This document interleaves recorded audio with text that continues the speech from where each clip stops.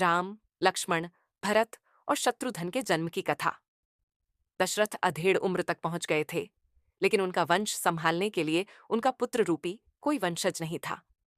उन्होंने पुत्र कामना के लिए अश्वमेध यज्ञ तथा पुत्र कामेष्टि यज्ञ कराने का विचार किया। उनके एक मंत्री सुमंत्र ने उन्हें सलाह दी कि वह यह यज्ञ अपने दामाद ऋष्यशृंग या साधारण की बोलचाल में श्रृंगयर्ष से करवाएं।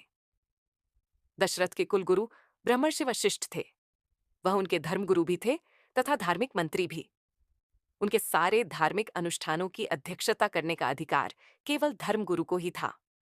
अतः वशिष्ठ की आज्ञा लेकर दशरथ ने श्रृंगी ऋषि को यज्ञ की अध्यक्षता करने के लिए आमंत्रित किया।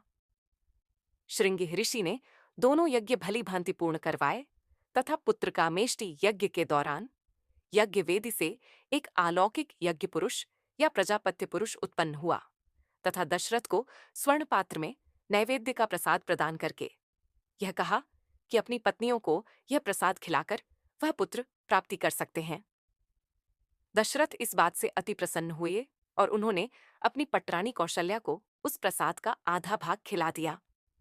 बचे हुए भाग का आधा भाग, एक चौथाई, दशरथ ने अपनी दूसरी रानी सुमित्रा को दिया।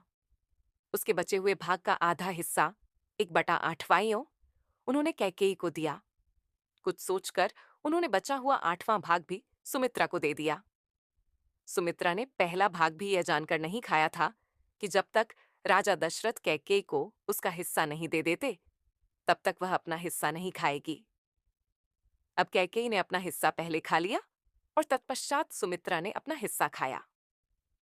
इसी कारण राम कौशल्या से, भरत कैकेयी से तथा लक्ष्मण व शत्रुघ्न सुमित्रा से का जन्म हुआ।